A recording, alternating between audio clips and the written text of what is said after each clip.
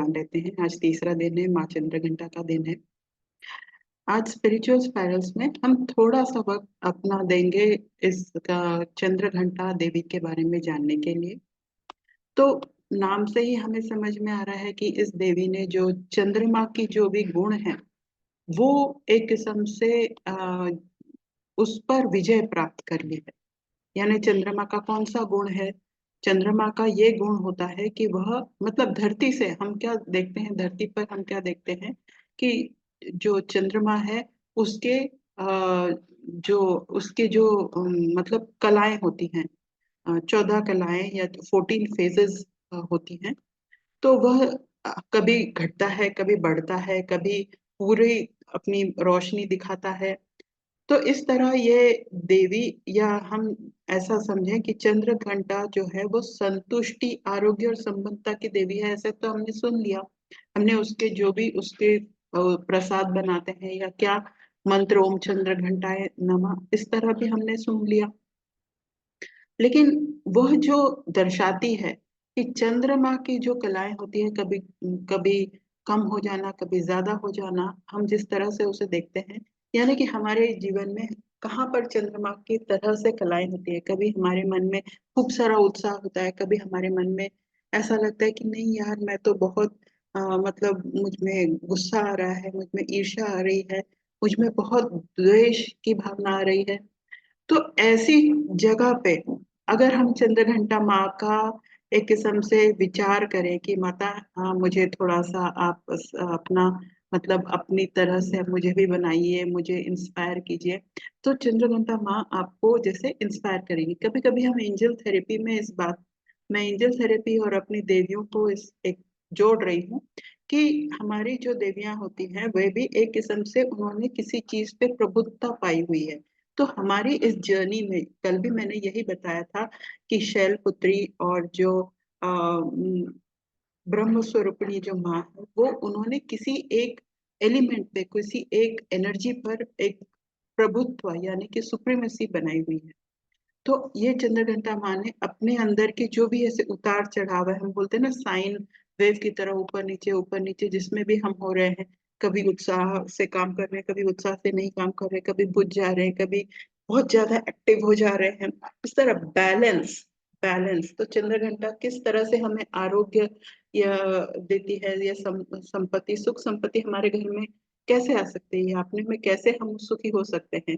तभी सुखी हो सकते हैं ना कि जब हम बैलेंस्ड रहें, उस प्रकार के ऊपर उतर उतार चढ़ाव में, कंपैरिजन में, जजमेंट में ना लगे रहें। तो कभी आप पूजा करें चंद्रघंटा माँ की, तो वह उसमें ये समझे कि मुझे बैलेंस दे, मुझे आरोग्य दे। और क्या दूसरा शब्द क्या है? घंटा। घंटा यानी कि वो जो मंदिर में हम वर्क करते हैं, तो मंदिर में जिस तरह से हम पहले जाते हैं तो पहले घंटा बजाते हैं कि नहीं? तो घंटा कैसे होता है? घंटे में क्या एक चीज एक आती है कि वो जो ध्वनि होती है, जो घंटे की ध्वनि होती है, वो एक बार में एक ही तरह से बजती है, यानी कि टन से। और जब वो टर्न से हमारे मन में जब आवाज आती है, तो हम अपनी सारी कि हम मंदिर में कैसे पहुंचे, इतना दूर से पैदल आए, बस में आए, ट्रेन में आए, वो सारी चीजें हमारी एक साथ मतलब निकल जाती है। हमें ऐसा लगता है कि अब तो मैं यहाँ पहुंच गई हूँ। और मंदिर का घंटा हमें एक किस्म से बैलेंस में ले आता है, एक किस्म से हमें पूरी तरह से अब मतलब फोकस में ले आता है कि अब मैं इस जगह पे, इस मंदिर में आकर बैलेंस हो जाऊंगी, या शांत हो जाऊंगी, या आरोग्य, सुख, संपत्ति मेरे घर में आएगी। ऐसे मेरे मन में ही विचार अभी आए भी नहीं है, पर ऐसे मन में विचार आने लगते हैं। तो चंद्र घंटा की देवी के बारे में जब हम सोचते हैं, जब हम पूजा करें, तो अपने मन में बैलेंस, और जब भी हम थोड़े से जैसे इम्बैलेंस हो जाए, जब अपने आप को ही हम इस तरह से कुछ समझें, तो चंद्रघंटा देवी का जो मतलब स्मरण है हम कर लें, और उनसे मोटिवेट हो, तो हमारे लिए बड़ा अच्छा रहेगा। एक बार फिर से हम चंद्रघंटा माँ की पिक्चर्स को देख लेते हैं, और ये देखते हैं कि कैसे वह एक किस्म से हमें संतुष्टि, आरोग्य और संपत्ति दिलाती है। तो एक वो हमारे लिए एक बहुत अच्छी एंजल भी हैं, गॉडेस भी हैं, और मोटिवेटिंग, हमारे रोल मॉडल भी हो सकते हैं। चंद्र और घंटा दोनों ही याद रखें।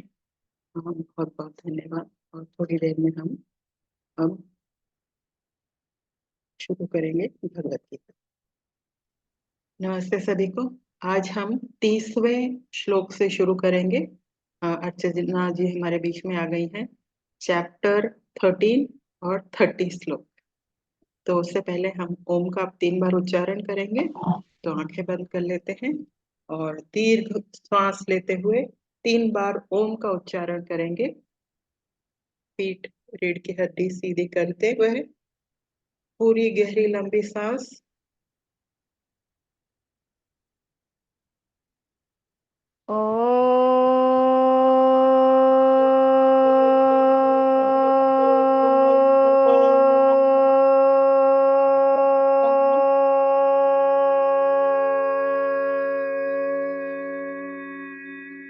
आनंदं कृष्णं वन्दे जगद्गुरुं कृष्णं वन्दे जगद्गुरुं। Thank you so much. तो चलिए आज का 13वें अध्याय का 29वें श्लोक से हम शुरुआत करते हैं। तो शुरुआत करने से पहले सभी गुरुजनों को कोटि कोटि नमन, सभी देवी देवताओं को कोटि कोटि प्रणाम, सभी में बसे गुरु तत्व को कोटि कोटि नमन।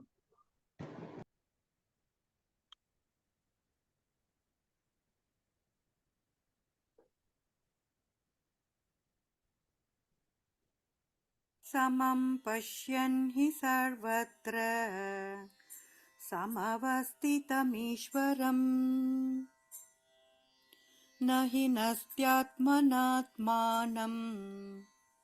ततो याति परां गतिम्। श्लोक 29। समं पश्यन् हि सर्वत्र समवस्थितमीश्वरम् न हि नस्त्यात्मनात्मनं ततो याति परां गतिम्। Thank you ma'am, thank you.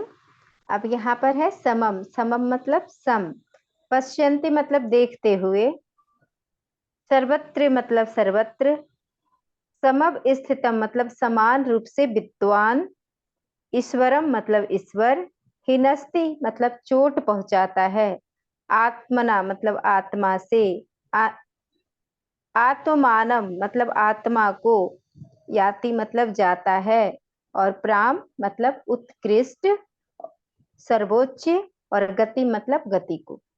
अब इसमें है कि वह पुरुष सब में समभाव से स्थित हुए परमेश्वर को समान देखता हुआ अपने द्वारा अपने को नष्ट नहीं करता, इससे वह परम गति को प्राप्त होता है। बहुत ही सुंदर श्लोक है कि इसमें जब हम सर्वत्र कहते हैं तो सर्वत्र में मतलब मैं भी उसमें इंक्लूड हूँ। सर्वत्र मतलब सब, ऐसा नहीं कि मैं एक्सक्लूड हूँ, मेरे को इंक्लूड होते हुए सर्वत्र। तो जो सब में परमात्मा को देखता है, जो सभी में परमात्मा को देखता है, वह अपने द्वारा अपने आप को नष्ट नहीं करता, क्योंकि सब में परमात्मा है।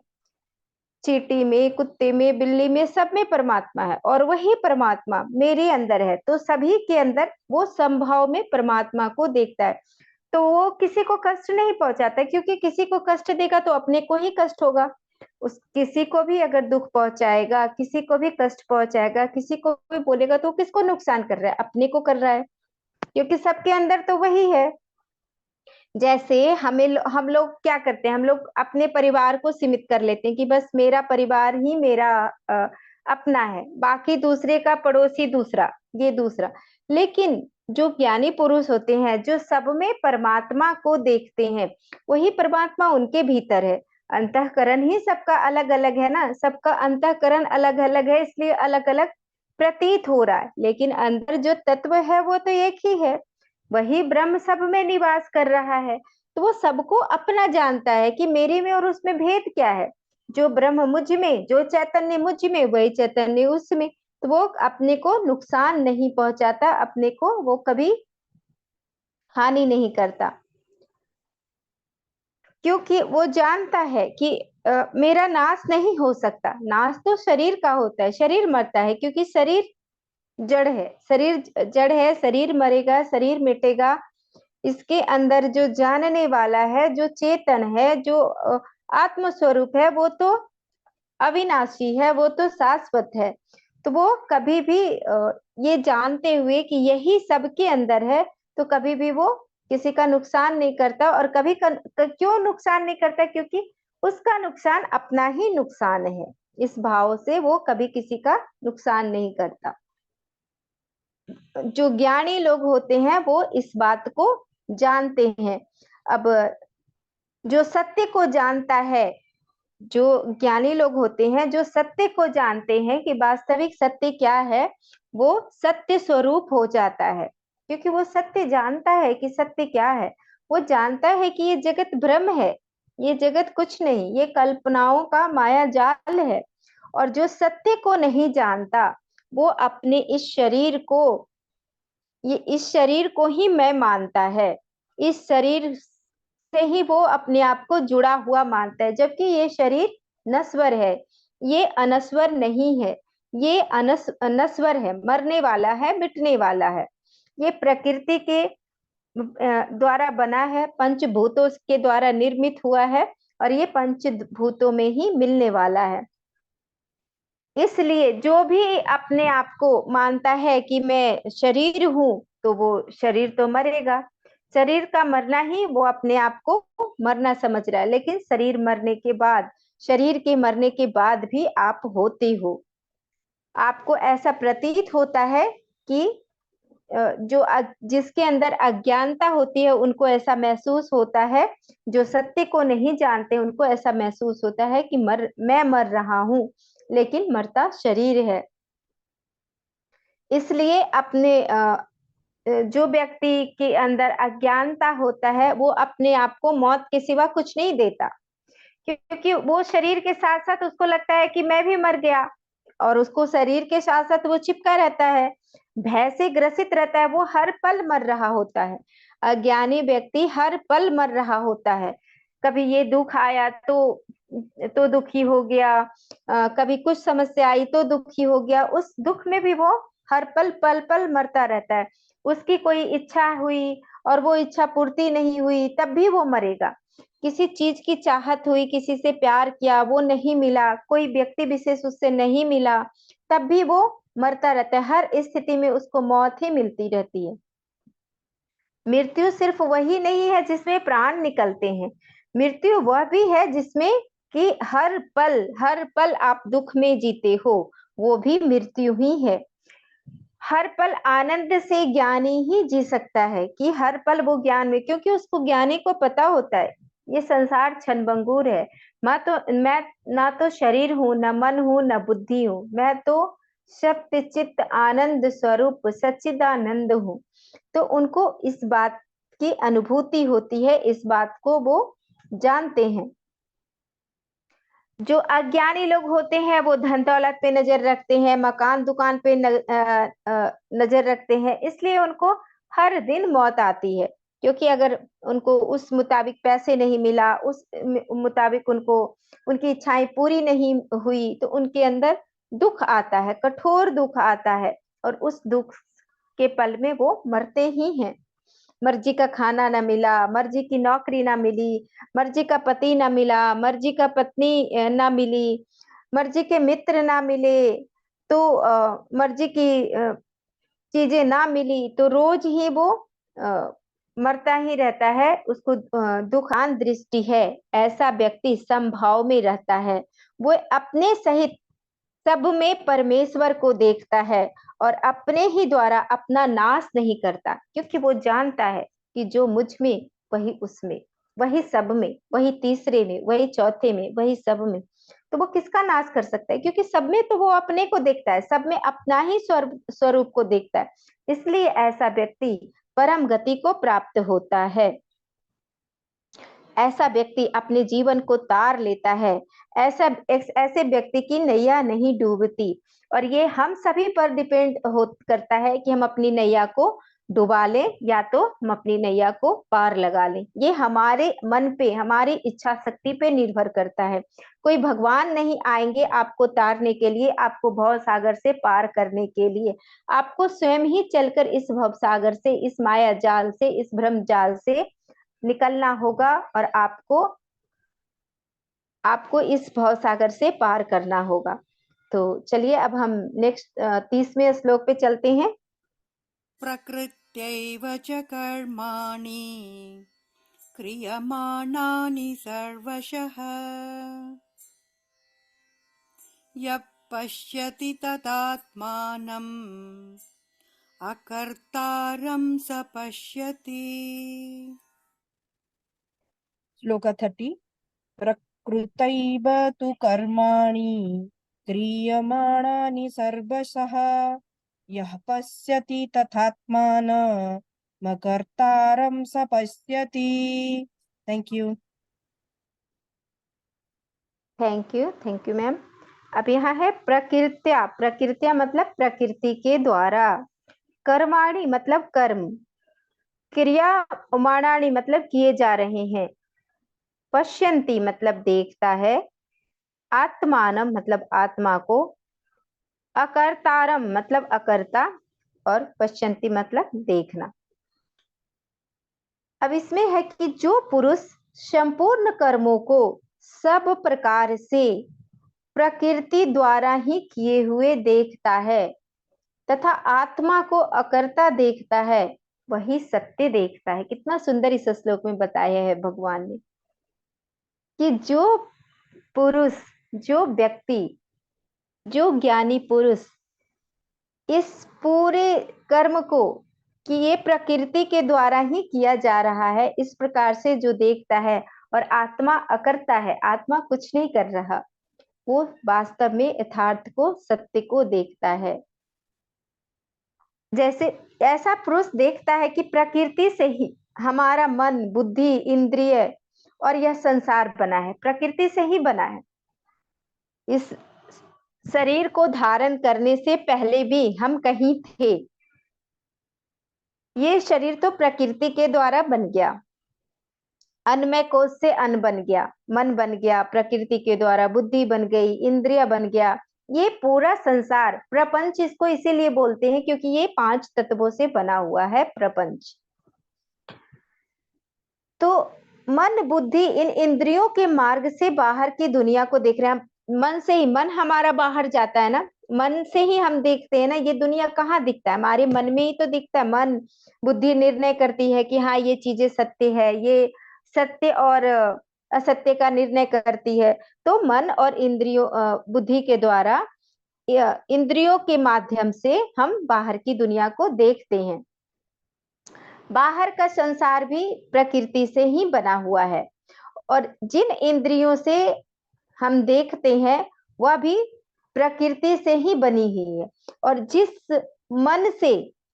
मन से ये सारी चीजें दिख रही है वह भी प्रकृति से बना हुआ है। अब जैसे आंख से हमने कोई चीज देखा, अरे ये कितना सुंदर है, कितना सुंदर रंग है, ये जो आंख से हमने देखा ये कहाँ दिख रहा है? मन में निर्णय हो रहा है ना कि अरे ये रंग है, और बुद्धि उसका निर्णय कर रही है कैसा रंग है, लाल रंग है। बुद्धि निर्णय कर रही है कि ये लाल रंग है।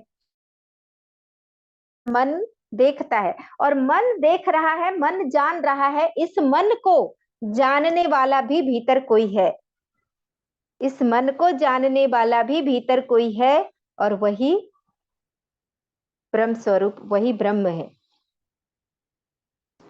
तो ये सारी चीजें, मन, बुद्धि, इंद्रियां, संसार, ये सब क्या है? तीनों प्रकृति जन्य है। मन बुद्धि के पीछे मैं जो जानने वाला है, जिसने जाना, जिसने भोगा, जिसने देखा, जिसने सब सुना, वह प्रकृति जन्य नहीं है। कितना सुंदर इस श्लोक में बताया गया। वह परमेश्वर ये है, वह परमेश्वर है, वह चेतन सत्ता है, वह आत्म स्वरूप है, वही आत्मा है जो आपके भीतर जानने वाला है। मैं सो रहा था, किसने जाना कि मैं सो रहा था? आपके भीतर कौन जानने वाला है कि आप सो रहे थे? आपको दुख की अनुभूति, दुख और सुख तो मन में आ रहा है, इस मन को कौन जान रहा है? जो असली मैं है वो जान रहा है, जो आपके भीतर असली मैं है वो जान रहा है। इंद्रियों के द्वारा सब कार्य हो रहा है, जो अकर्ता बन के आपके भीतर बैठा है, वो शक्ति, वो पावर, वो ईश्वर, वो परमेश्वर, वो चेतन, वो जान रहा है आपके भीतर, हम सभी के भीतर। क्योंकि देखना तो आंखों से होता है, नेत्र से हमने देखा, लेकिन नेत्र तो नहीं जानता ना, नेत्र तो जड़ है। आंख से आप देख रहे हो, आंख भी तो जड़ है, आंख तो नहीं जान रहा है कि क्या देख रहा है। जैसे कोई कलर कुछ भी देखा तो ये मन कह रहा है ना कि आप ये चीज देख रहे हो, आंख को नहीं पता। ये तो पंचभूतों से बना हुआ इंद्रिय, इसको नहीं पता। आपका मन देख रहा है, और उस मन को कौन जान रहा है? उस मन को जो जान रहा है वो परमात्मा है, वो परमेश्वरीय सत्ता है, वो चेतन है। तो देखिए, एक जीसस की कहावत है, जीसस हमेशा कहा करते थे कि अगर तुम्हारे पास आंख है तो देखो, अगर तुम्हारे पास कान है तो सुनो। अब लगता होगा कि जीसस के पास जो लोग रहते थे, क्या वो अंधे बहरे थे कि जीसस ऐसी बात कह रहे हैं कि अगर कान है तो सुनो, आंख है तो देखो? तो इसके बारे में थोड़ा जानते हैं कि जीसस ऐसा इसलिए कहते थे क्योंकि आंखें होकर भी देखना किसको कहते हैं लोग यह नहीं जानते थे। आंख होकर भी देखना किसको कहते हैं लोगों को ये नहीं मालूम। कान है, लेकिन कान से सुनना किसको कहते हैं लोग ये नहीं जानते। शब्द आता है, कान से टकराता है, दिमाग में ध्वनि का विश्लेषण होता है कि हाँ ये शब्द आया, मन उसको समझता है, और कौन इसको जान रहा है, कौन इसको सुन रहा है, कौन सी शक्ति अंदर कार्य कर रही है, देखने की, सुनने की, खाने की, सब प्रक्रियाओं को जो देख रहा है, जो समझ रहा है, जो आपके भीतर साक्षी भाव है, उसको समझना, वही ईश्वर है, वही परमात्मा है। जो दृष्टा भाव से देख रहा है कि हाँ ये शरीर। अब जैसे ये मैं इसमें पढ़ रही हूँ आनंद मूर्ति गुरु माँ का भगवत गीता, तो इसमें उन्होंने बताया है कि उनसे किसी ने प्रश्न पूछा कि ज्ञानी का मन विक्षिप्त होता है या नहीं। बहुत सुंदर है, इसलिए मैं आप लोगों के साथ साझा कर रही हूँ। तो एक संसारी अज्ञानी आदमी को भूख लगती है तो वह खाना बाहर से मंगवाता है, या तो खुद बनाता है या किसी को पकाने के लिए कहता है। लेकिन जब एक ज्ञानी को भूख लगती है तो वो भी यही सब करता है, यही सब कार्य करता है। अज्ञानी का जो मन है वो हिला हुआ है, स्थिर नहीं है, विक्षिप्त हुआ है।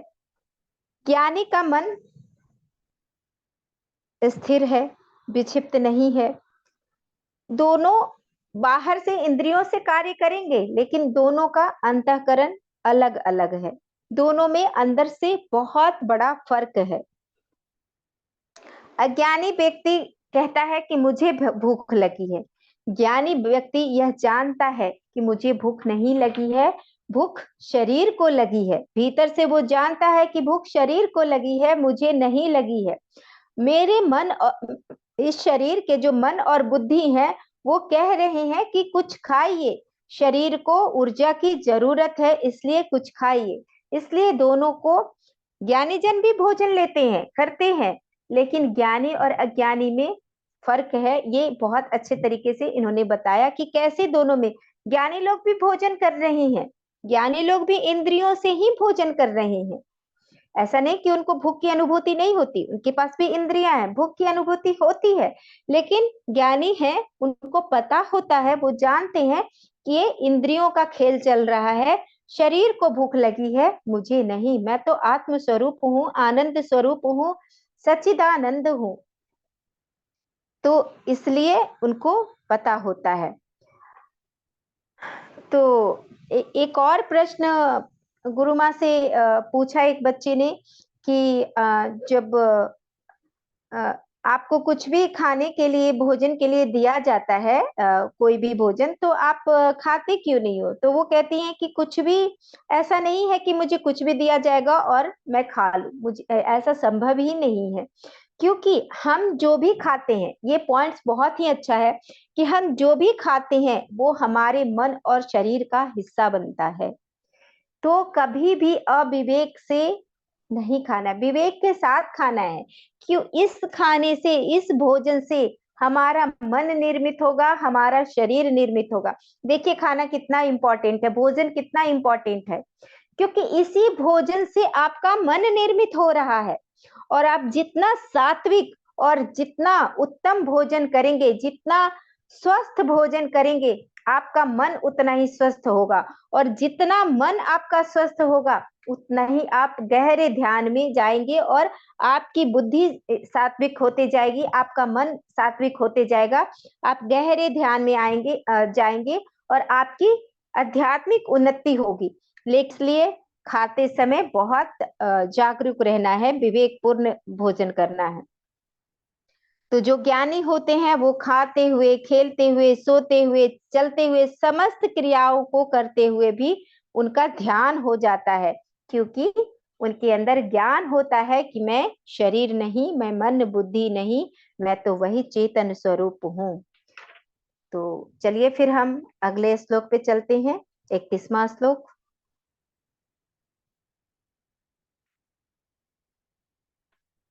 यदा भूतपृथग्भावम् एकस्तमनुपश्यति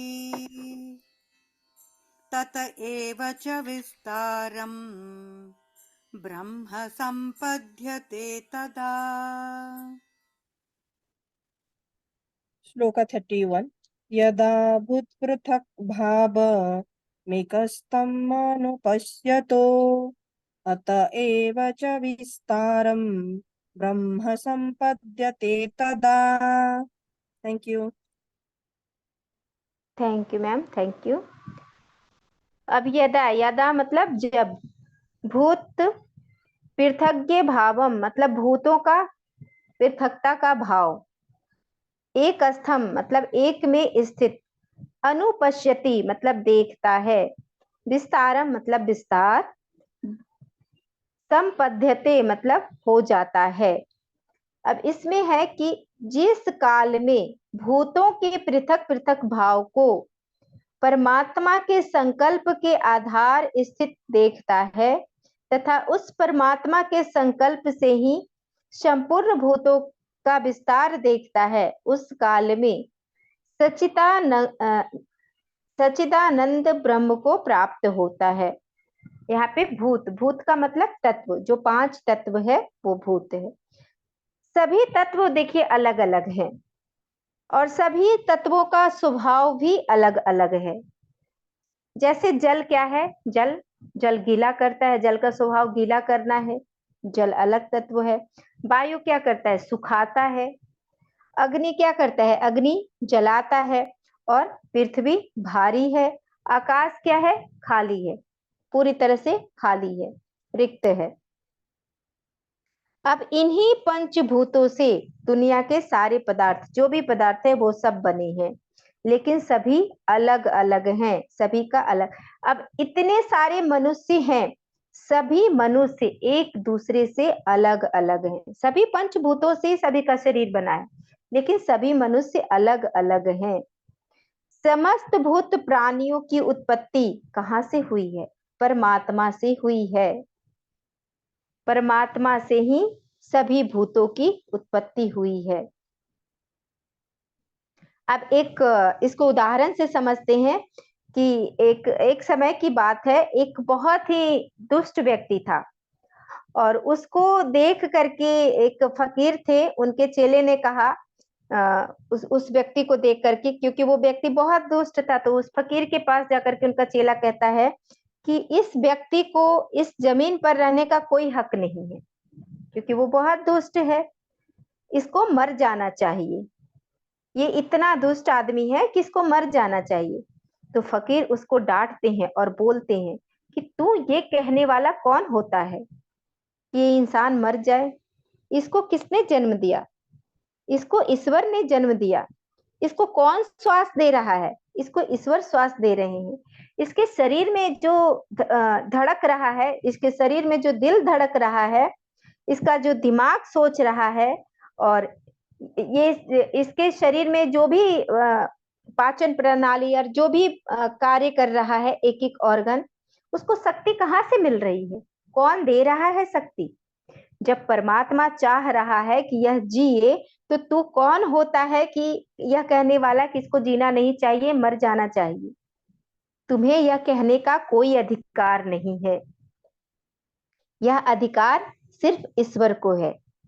हम सब भी कई बार अज्ञानता में ऐसी बातें बोल जाते हैं, अरे ये वो तो इतना बड़ा पापी है, उसको तो धरती पर से उठ जाना चाहिए, मर जाना चाहिए, चले जाना चाहिए, बोल देते हैं अज्ञानतावश, क्योंकि ज्ञान नहीं होता। अंतःकरण अलग अलग होता है, इसलिए वो अलग अलग प्रतीत होता है, लेकिन उसके अंदर जो जानने वाला है, वो सबका एक दूसरे से सबसे जुड़ा हुआ वही ब्रह्म, वही परमात्मा है। हर कोई व्यक्ति अपने आप में विशिष्ट है, अपने आप में विशेष है, हर कोई में विशेषता है, हर कोई यूनिक है। Everyone is unique. तभी आप देखो किसी का डीएनए एक दूसरे से मैच नहीं करता, सबका डीएनए अलग अलग है। किसी का फिंगरप्रिंट, कितना ये विचारणीय बात है कि किसी का फिंगरप्रिंट एक दूसरे से मैच नहीं करता। एक ही माता पिता से आए संतान, सारे संतानों का फिंगरप्रिंट, हर एक प्रत्येक व्यक्ति का फिंगरप्रिंट यूनिक होता है, अलग होता है, वो मैच नहीं करता। तो ये कितनी एक, इसी को कहते हैं कि अंदर से सब एक है, लेकिन कितनी भिन्नता है कि सब अलग अलग है, विविध, बिल्कुल भिन्न भिन्न है। और इस भिन्नता में भी जो सबके अंदर, सर्वत्र के अंदर एक ही तत्व को देखता है, ईश्वर तत्व को देखता है, वह ज्ञानी व्यक्ति है। सब अलग अलग है, लेकिन सबके अंदर सूत्र एक ही है। तो जो ज्ञान लोग होते हैं, जो ज्ञानी लोग होते हैं, जो अज्ञानी लोग होते हैं, उनकी नजर कहाँ होती है? रूप पर, कैसा दिख रहा है, इसका आकार कैसा है, ये कितना सुंदर है, ये कैसा दिख रहा है। लेकिन जो ज्ञानी लोग होते हैं, उनकी नजर स्वरूप पर होती है, जो मेरा स्वरूप वही उसका स्वरूप। तो ज्ञानी की नजर स्वरूप पर होती है और अज्ञानी की नजर रूप पर होती है कि उसका रूप कैसा है, वो देखने में कैसा है, उसका शरीर कैसा है, गोरा है, काला है, नाटा है, मोटा है। ये अज्ञानी की आंखें देखती है, ज्ञानी की आंखें तो उसका स्वरूप देखता है, जो मैं हूं वही वो है। किसको सज्जन कहूं, किसको ठग कहूं, सब तो वही है, सबके भीतर तो वही बैठा है। किसको अपना कहूं, किसको पराया कहूं, सब में वही ब्रह्म सत्ता है, दिख रहा है। कोई अपना नहीं, कोई पराया नहीं, कोई शत्रु नहीं, कोई मित्र नहीं, सब एक है और सब में वही ब्रह्म है। तो ये ज्ञानी की नजर होती है। तो चलिए अब हम अगले श्लोक पे चलते हैं।